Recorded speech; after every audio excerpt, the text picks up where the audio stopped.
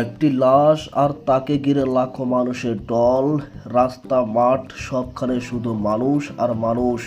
এই দৃশ্য কি শুধু শোকের, নাকি ইতিহাসের এক নতুন অধ্যায়? বাংলাদেশের ইতিহাসে কিছু মৃত্যু শুধু শোকের নয়, তা পরিণত হয়েছে গণজোয়ারে।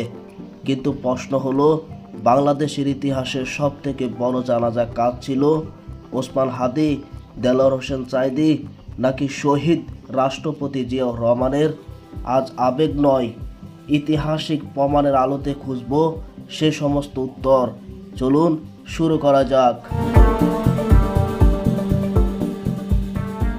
শহীদ রাষ্ট্রপতি জিয়াউর রহমান 1981 সালের 30 মে বাংলাদেশ হারায় একজন রাষ্ট্রপতিকে। ঢাকা সংসদ ভবন এলাকায় ও চট্টগ্রামে অনুষ্ঠিত জানাজায় লক্ষাধিক মানুষের উপস্থিত ছিল বলে বিভিন্ন ঐতিহাসিক সূত্রে উল্লেখ করেছে। রাষ্ট্রপতি, মুক্তিযোদ্ধা, সেনাবাহিনীর সাবেক প্রধান, এই তিন পরিচয় একসাথে থাকায় জিয়াউর রহমানের জানাজা ছিল রাষ্ট্রীয় মর্যাদাপূর্ণ এবং ইতিহাসের অন্যতম জানাজা।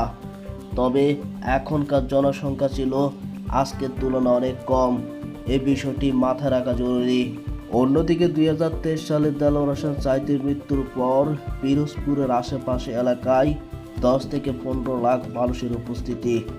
দেশি বিদেশি গণমাধ্যমে উঠে আসে ধর্মীয় আবেগ, রাজনৈতিক পরিচয়, দীর্ঘদিনের বিচার ও বিতর্ক সব মিলিয়ে সাঈদীর জানাজা হয়ে ওঠে বাংলাদেশের ইতিহাসে হওয়া জানাজাগুলোর একটি।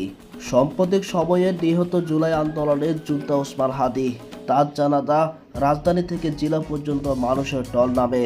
তরুণ সমাজের আবেগ, আন্দোলনের প্রতীক হয়ে ওঠা হঠাৎ নাটকীয় মৃত্যুর দিক থেকে এটি হয়তো সাঈদী বা জিয়ার জানাজার সমান নয়, কিন্তু হিসাবে ওসমান হাদির জানাজা ইতিহাসের আলাদা গুরুত্ব পায়।